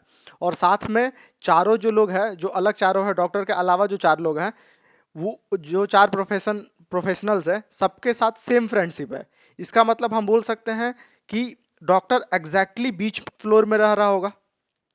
अगर वो बीच फ्लोर में रह रहा होगा, इसी कारण से जब जितने बार वो ऊपर जा रहा है सेम टाइम वो नीचे जा रहा होगा, क्योंकि फ्रेंडशिप इक्वल है, मतलब द नंबर ऑफ विजिट, अगर the number of visit he will do above is same the number of visit he will do down stair. तो यहाँ क्लियर है, बस इस कारण से इक्वली और ये फ्रिक्वेंटली वाला वर्ड दिया हुआ है कि as frequently as goes up as frequently as goes down, और doctor is equally friendly to all, just ये बताने के लिए कि डॉक्टर जो है वो एग्जैक्टली मिडिल वाले फ्लोर में रह रहा होगा, ठीक है। ये थोड़ा सा ट्रिकी पार्ट था इस क्वेश्चन का। उसके बाद देखते हैं, the engineer has to go up to meet his MLA friends, तो इंजीनियर को ऊपर जाना होगा, यहाँ लिख लेते हैं, इंजीनियर को ऊपर जाना होगा अपने एमएलए फ्रेंड से मिलने के लिए, तो एमएलए ऊपर रह रहा होगा, MLA friend above whose flat live a professor's friend, मतलब एमएलए फ्रेंड के जस्ट फ्लैट के ऊपर प्रोफेसर का फ्रेंड रह रहा है, तो प्रोफेसर का फ्रेंड कौन है, आईएएस ऑफिसर है, मतलब एमएलए के जस्ट ऊपर आईएएस ऑफिसर रह रहा है। ये हमारा सीक्वेंस हो गया कि मतलब आईएएस और एमएलए एक साथ रहेगा, मतलब फ्लोर बाय फ्लोर का डिफरेंस है, एमएलए के जस्ट ऊपर वाले फ्लोर पे आईएएस रहेगा। ये क्लियर है। अब इंजीनियर नीचे है और प्रोफेसर नीचे है, ठीक है, और इन दोनों से ऊपर आईएएस और एमएलए है, तो बट ऑब्वियस है हमारे पास यहाँ 2 स्पेस खाली है नीचे, और ये ऊपर 2 स्पेस खाली है, तो ये बट ऑब्वियस है कि आईएएस और एमएलए ऊपर वाला प्लेस ऑक्यूपाई करेगा, this is IAS and this is MLA, ठीक है। ये क्लियर हो गया। अब बच गया इंजीनियर और प्रोफेसर, इंजीनियर और प्रोफेसर बच गया, ठीक है। और ये दोनों के बारे में, ये दोनों ऑक्यूपाई करेगा, कौन सा प्लेस ऑक्यूपाई करेगा हमें नहीं पता है। क्वेश्चन क्या पूछा है, from the ground floor to the top floor in what order do 5 professional lives, तो हमें क्या है, इस क्वेश्चन में केवल 3 चीज ही पता चल पाया है, डॉक्टर, एमएलए और आईएएस का, नीचे का 2 फ्लोर हमें नहीं पता है। तो इसका मतलब है जब हम ऑप्शंस देखेंगे तो आप ये 100% श्योर रहिए कि ये जो जैसे पहला नीचे से अगर ऑर्डर लेते हैं तो पहले और दूसरे नंबर हमें पता नहीं है कौन है, तीसरा नंबर पक्का डॉक्टर है, चौथा नंबर पक्का एमएलए है, और 5वां फ्लोर पे पक्का आईएएस ऑफिसर है। तो जब आप ऑप्शंस मिलाएंगे तो आप देखेंगे कि ये जो लास्ट का 3 है ये सिंपल एक ही ऑप्शन में आपको देखने मिलेगा। देखिए डॉक्टर, एमएलए और आईएएस, लास्ट का 3 मिलाते हैं। देखिए पहला डॉक्टर आईएएस एमएलए है, नहीं मिला, doctor IAS MLA, doctor professor MLA, यहाँ देखिए doctor MLA and IAS officer, केवल एक ऑप्शन में मिला। इसलिए एक ऑप्शन में मिला क्योंकि आगे का 2 डिटरमाइन करना इम्पॉसिबल था इस इक्वेशन से, तो इसका आंसर एलिमिनेशन से ही निकाला जा सकता था। तो ये आंसर इसका क्या हो जाएगा, सिंपल डी, क्योंकि प्रोफेसर और इंजीनियर के बारे में हमें पता नहीं है, हमें बस 3rd और 4th और 5th फ्लोर के बारे में पता है। ये क्लियर हो गया क्या कंसेप्चुअल था इस क्वेश्चन का। अब नेक्स्ट क्वेश्चन बढ़ते, नेक्स्ट क्वेश्चन हमारा है, the house of A and B face each other on a road going north south, ठीक है, ये नॉर्थ साउथ डायरेक्शन है, रोड यहाँ है, और A and B faces each other, मतलब मान के चलिए ये रोड यहाँ हम बना लिए, और A B faces each other, A being on a western side, A जो है वेस्टर्न साइड में है, मतलब ए इस साइड होगा, ये ए हो गया, और बी मतलब इस साइड होगा, ठीक है। A comes out of his house, turn left, travel 5 kilometre. So A अपने घर से निकला और लेफ्ट लेके 5 किलोमीटर जाता है, जैसे घर से निकला यहाँ से 5 किलोमीटर यहाँ चला गया, ठीक है। ये घर का पॉइंट, घर का गेट का पॉइंट मान लेते हैं, ये 5 किलोमीटर चल गया, ये 5 हो गया। नेक्स्ट क्या बोला है, travel 5 kilometre, turn left, travel 5 kilometre, turn right, travel 5 kilometre to, sorry, A comes house, turn left 5 kilometre, turn right, travels 5 kilometre to the front of the D house. मतलब अब यहाँ से क्या करता है, टर्न राइट लेता है 5 kilometre इधर, ये रेड वाला हमारा कोई अभी मतलब नहीं है, ये रेड ऐसे ही है,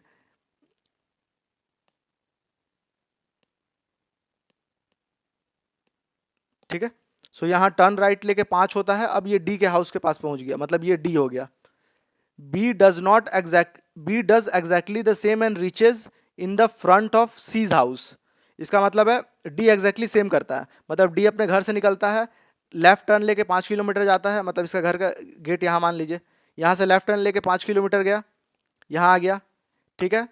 और लेफ्ट टर्न लेने के बाद फिर क्या करता है, फिर राइट टर्न लेके 5 किलोमीटर मूव करता है, फिर यहाँ से आके राइट टर्न लेता है इधर, फिर 5 किलोमीटर मूव करता है और ये सी के घर के पास आ गया, ये सी यहाँ पर है, ठीक है। In this context which of the following statement is correct. अब हमें बताना है कौन सा स्टेटमेंट करेक्ट है। तो पहला क्या है, C and D lives in a same street. तो सी देखिए यहाँ है, डी यहाँ पर है, मतलब अगर ये स्ट्रीट है तो लेफ्ट में सी है और राइट में डी है, मतलब पहला स्टेटमेंट गलत हो गया। सेकेंड है सी हाउस फेसेस साउथ, ठीक है, सी का जो हाउस है वो साउथ को फेस कर रहा है। तो यहाँ पर जो लिखा गया है, ये वाला वर्ड आप ध्यान से देखिए, यहाँ लिखा है front, front of D house, front of C house.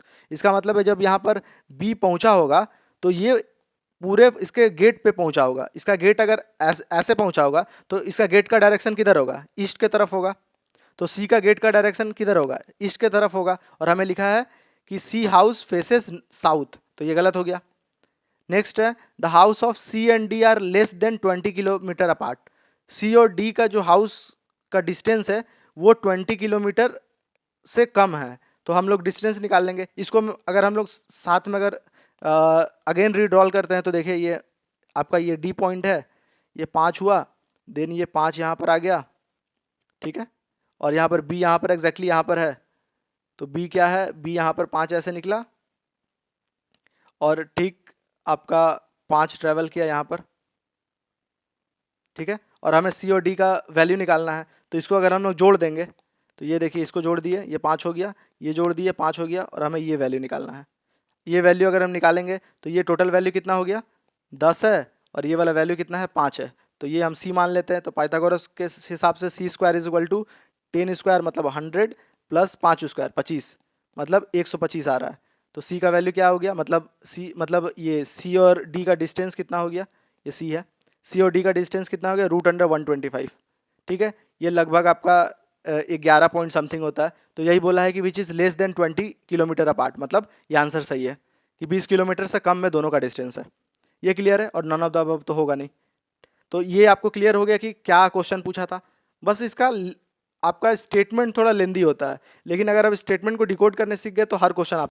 Next question है, in a queue mister X is 14th from the front. मान के चलिए लेफ्ट साइड से फ्रंट लेके चलते हैं, तो एक्स जो है वो 14th है, मतलब 13 लोग होंगे, उसके बाद मिस्टर एक्स होंगे, क्लियर है। And Mr Y is 17th from the end, तो ये इंड पॉइंट है, तो वाई 17th है, मतलब 16 लोग होंगे, उसके बाद वाई है, ठीक है, ये क्लियर है। While Mr Z is exactly in between X and Y, तो जेड जो है एग्जैक्टली इन बिटवीन है, तो जेड यहाँ इन बिटवीन है, और इन दोनों के बीच मतलब एक्स और वाई के एग्जैक्टली इन बिटवीन, मतलब इन दोनों के बीच एक पी वेरिएबल मान लेते हैं कि पी नंबर ऑफ पीपुल है जेड और एक्स के बीच में, और पी नंबर ऑफ पीपुल है जेड और वाई के बीच में, तभी जेड एग्जैक्टली इन बिटवीन होंगे, ठीक है। नेक्स्ट है कि Mr X is ahead of Mr Y, तो ये तो हम लोगों ने वैसे ही करके रखा है कि एक्स अहेड है मिस्टर वाई से, बिकॉज इधर से लाइन स्टार्ट हो रहा है हमारा, इधर से ऐसे लाइन जा रहा है। And there are 48 person in a queue, मतलब टोटल पर्सन का संख्या है 48।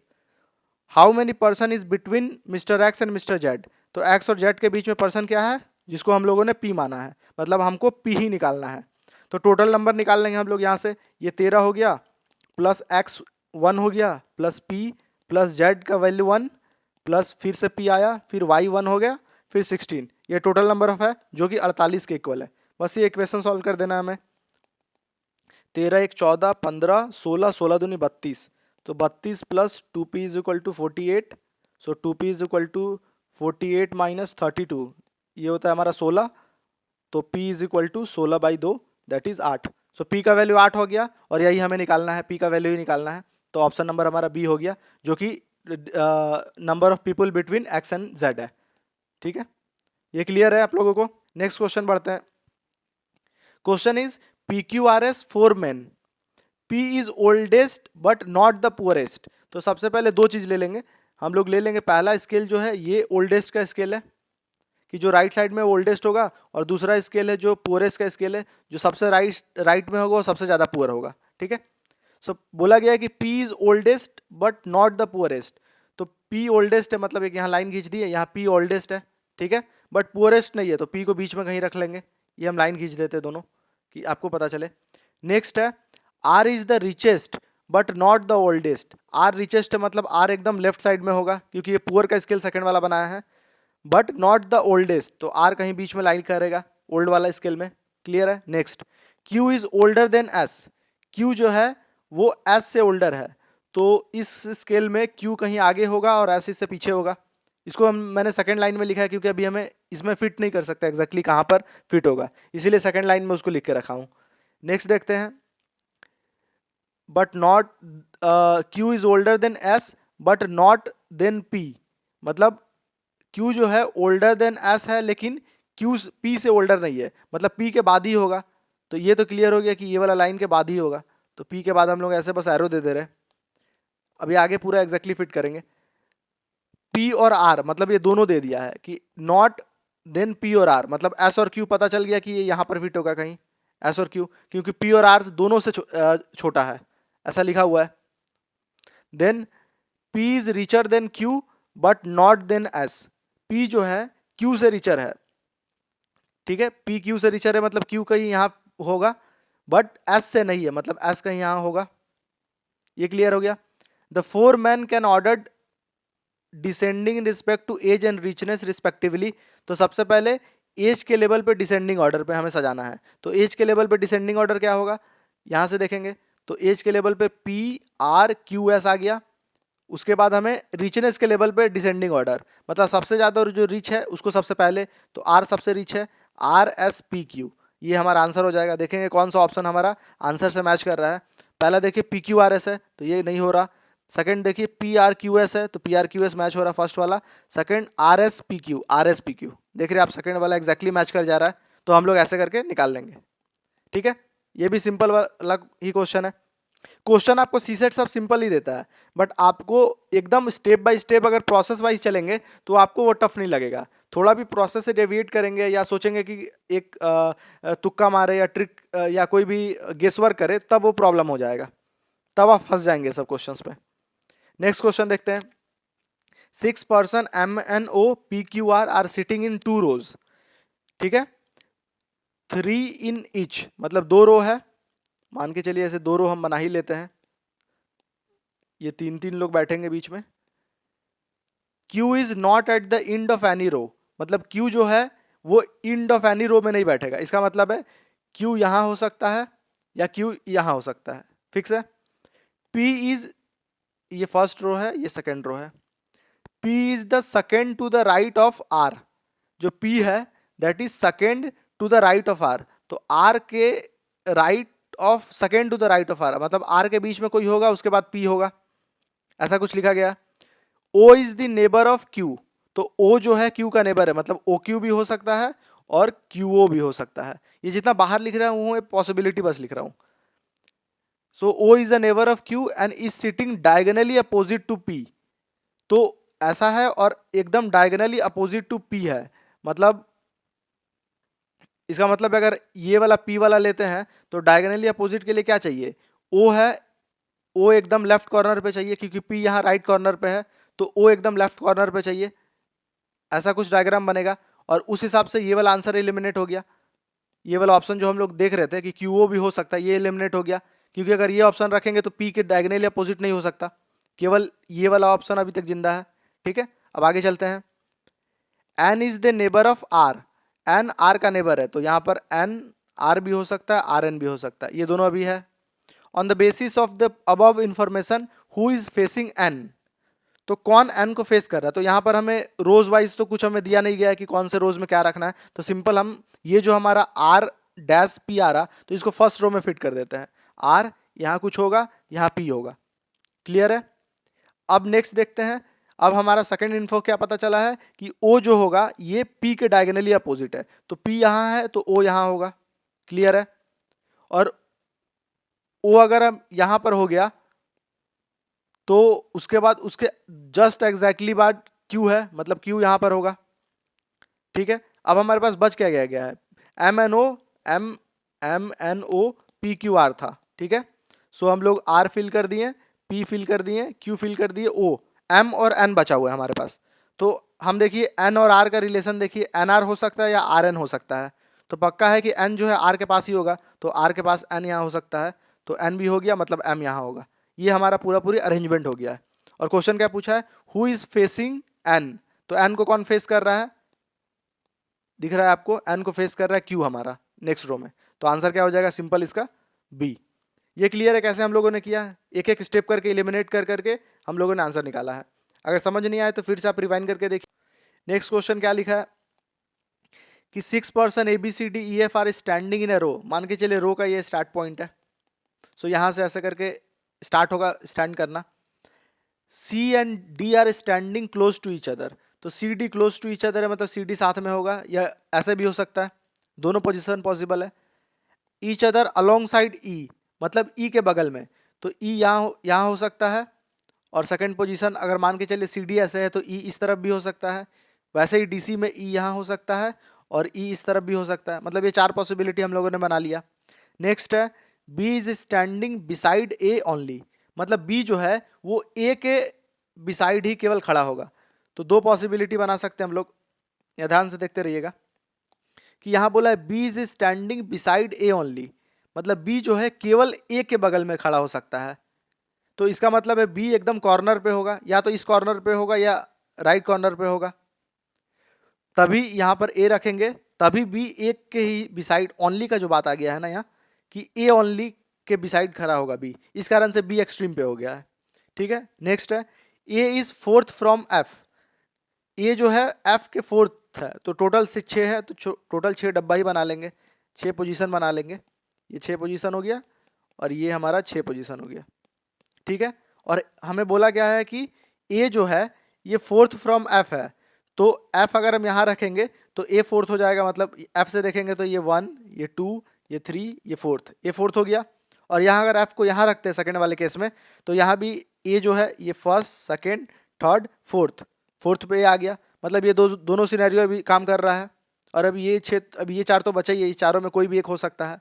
क्वेश्चन क्या पूछा है, who are standing on the extreme, तो फर्स्ट केस में एक्सट्रीम कौन सा स्टैंड है, आपका बी और एफ एक्सट्रीम में स्टैंड है, बी और एफ, और सेकंड केस में एफ और बी, मतलब सेकंड केस में भी बी और एफ ही स्टैंड है, मतलब यहाँ डायरेक्टली हमारा बी एफ आंसर हो जाएगा, जो कि ऑप्शन नंबर सी दिख रहा है। मतलब ये सब जो जितना टेस्ट केस लिए हैं इसका काम ही नहीं पड़ा, डायरेक्टली सेकंड वाले जो 2 स्टेटमेंट है उससे ही हम लोग आंसर निकाल लिए। क्लियर है। सी सेट उतना टफ नहीं देता, क्योंकि अगर ये सब कंडीशन पुट करने अगर दे देता तो थोड़ा सा टफ हो जाता, सो दैट्स वाई यहीं से हमारा आंसर निकल गया। नेक्स्ट क्वेश्चन देखिए क्या है, A B C D E F not necessary in the order are sitting in a 6 chair regularly place around a table, it is observe that, so 6 chair पहले बना लेते हैं, 1 2 3 4 5 6, ये राउंड टेबल पे 6 chair बन गया। तो अब पहला क्वेश्चन है, पहला स्टेटमेंट है कि A is between D and F, तो ए को मान लेते हैं, यहाँ पर ए को फिक्स करते हैं, बॉक्स के अंदर जो लिखेंगे वो फिक्स है, बॉक्स से बाहर लिखेंगे तो पॉसिबिलिटी है, तो A is between D and F, तो डी यहाँ भी हो सकता है, डी यहाँ भी हो सकता है, और एफ यहाँ भी हो सकता है, एफ यहाँ भी हो सकता है। ठीक है, अगर यहाँ डी होगा तो यहाँ एफ होगा, पहले नंबर कर लेता हूँ मैं, उस हिसाब से समझाने में आसानी होगा। ये 1 2 3, ये चेयर नंबर लिख ले रहा हूँ, 4 5 एंड 6। तो मैं बोल रहा था कि अगर D 6 पे होगा तो F 2 पे होगा, और अगर D 2 पे होगा तो F 6 पे होगा। ठीक है। C is opposite to D, तो C कहाँ कहाँ हो सकता है? देखिए अपोजिट टू D क्या है, अगर D 6 में होगा तो C का पॉसिबिलिटी 3 में आ गया, और अगर D सेकंड में होगा तो सेकंड का अपोजिट 5 है, तो C का पॉसिबिलिटी 5 और 3 में आ चुका है हमारा। नेक्स्ट देखेंगे, D and E are not on the neighbour chair. D और E नेबर चेयर में नहीं हो सकता, तो अगर D यहाँ पर है तो इसके नेबर क्या पॉसिबल है, ये तो हम लोग फिट करके रखे हैं, तो यहाँ पर नहीं हो सकता। अगर 6 में D हो गया तो 5 में D नहीं होगा, तो D 4 में हो गया, और अगर 2 में D है तो 3 में D नहीं हो सकता, मतलब D 4 में है। ये क्लियर है। और sorry, D and E are not in the neighbour, E के बारे में बात हो रहा, ई के बारे में बात हो रहा है, तो ई हमारा यहाँ हो सकता है। और ई का पॉसिबिलिटी क्या है, एक आप अगर ध्यान से देखेंगे तो अगर डी जो है, नहीं, ई का पॉसिबिलिटी सब यहीं पर है, मतलब ई का पॉसिबिलिटी दोनों तरफ से आपका फोर्थ चेयर आ रहा, मतलब ई हम अंदर लिख सकते हैं कि ई हम फिक्स कर चुके हैं कि यहीं पर ई होने वाला है, क्योंकि दोनों तरफ से हमारा टेबल नंबर 4 ही आ रहा है। अब देखेंगे question, which one of the following must be true. ठीक है, A is opposite to B, तो ए बी के अपोजिट है, ये गलत है। ए के अपोजिट डायरेक्ट दिख रहा ई है, मतलब ये हमारा जो ए इज अपोजिट टू बी है, ये गलत हमारा स्टेटमेंट है। नेक्स्ट सेकंड स्टेटमेंट देखेंगे कि डी इज अपोजिट टू ई, यहां बोला है कि डी इज अपोजिट टू ई, तो डी कहाँ है, डी यहाँ पर है, डी यहाँ हो सकता है, मैं थोड़ा कलर चेंज करता हूँ, डी यहाँ हो सकता है या डी यहाँ हो सकता है। तो इस अगर यहाँ डी होगा इसके अपोजिट ये है, अगर 2 नंबर पे डी होगा इसके अपोजिट 5 होगा, तो दोनों केस में एक में 5 आ रहा, एक में 3 आ रहा, इन दोनों में से कहीं ई नहीं है, ई हमारा 4 में है, मतलब सेकंड कंक्लूजन भी गलत है। Third conclusion, C and B are never, तो सी बी नेवर हो सकता है कि नहीं, आप बी देखिए कहाँ पर है, बी का वैल्यू हमारा कहाँ कहाँ पॉसिबल है, हम बी का वैल्यू हमारा एक, ये बी का वैल्यू हो गया, जैसे डी एफ का वैल्यू हम लोग ले लिए, तो ये सी है ये सी है, तो इन दोनों में से कहीं भी एक जगह सी सी होगा, तो मतलब बी बी या तो 5 में होगा या 3 में होगा। और क्वेश्चन बोला है कि सी एंड बी आर नेबर्स, तो सी बी कभी नेबर नहीं होगा, अगर सी 5 में हुआ तो बी 3 में चला जाएगा, और अगर सी 3 में हुआ तो बी 5 में चला जाएगा, तो दोनों नेबर कभी नहीं हो सकता, तो 3 भी गलत हो गया, तो मतलब चौथा हमारा सही होने वाला है। अब हम ग्राफ से भी देख लेंगे, फिगर से भी देख लेंगे कि चौथा कैसे सही है। B and E are neighbour, B और ई नेबर है, तो अगर बी का पोजीशन 5 है और बी का पोजीशन हमारा 3 है, तो या तो 5 में बी को रखिए या 3 में रखिए, तो ये ई से तो नेबर आपको दोनों तरफ से दिख रहा, मतलब ये वाला स्टेटमेंट हमारा एग्जैक्टली सही है। ठीक है, ये क्लियर हो गया। अब आपने एक क्वेश्चन आप पूछ सकते हैं कि बी मैंने डायरेक्टली कहाँ से ला दिया, क्योंकि बी का तो कोई इक्वेशन नहीं दिया था, तो हमें पता है कि डी एफ यहाँ पर फिक्स है, डी एफ 2 और 6 में फिक्स है, तो 2 और 6 में डी एफ फिक्स हो गया, मतलब डी यहाँ हो गया एफ हो गया, एक रैंडमली ले लेते हैं। और सी का पोजीशन 5 और 2 में 3 में फिक्स है, तो 5 और 3 में से कोई एक जगह पे सी होगा, तो उसके जस्ट अल्टरनेट जगह पे बी होने वाला है, क्योंकि बी ही बचा है, इस कारण से बी दोनों जगह पे पॉसिबल है। तो ऐसे क्वेश्चन को ऐसे डील करते हैं। इस क्वेश्चन के साथ seating arrangement and rank and order complete होता है। सो जैसे जैसे मैंने क्वेश्चंस कराया है, लगभग आपका 20-25 क्वेश्चंस होगा, तो उसमें जितने भी डिटेलिंग में मैंने कराया है और जो अप्रोच स्टार्ट में मैंने लिया है, सेम अप्रोच लेंगे तो आप बीच में फंसेंगे नहीं और आपका कोई भी टेस्ट केस छूटेगा नहीं। ठीक है, सो हमारा 16th और 17th टॉपिक कंप्लीट हो गया, और अगर कहीं टॉपिक बच जा रहा है, मेरे से मिस हो जा रहा है, मैंने अपने हिसाब से सब कवर करा लिया है मेजर पोर्शन, आप कमेंट सेक्शन में बताइए, बिकॉज ये टॉपिक भी कमेंट सेक्शन में ही आया था कि ये टॉपिक मिस हो गया है या उन्हें थोड़ा ज़रूरत था, तो I made the video on this. ठीक है, इसके अलावा आप मैराथन सेशन देख सकते हैं, and all the best for your examination.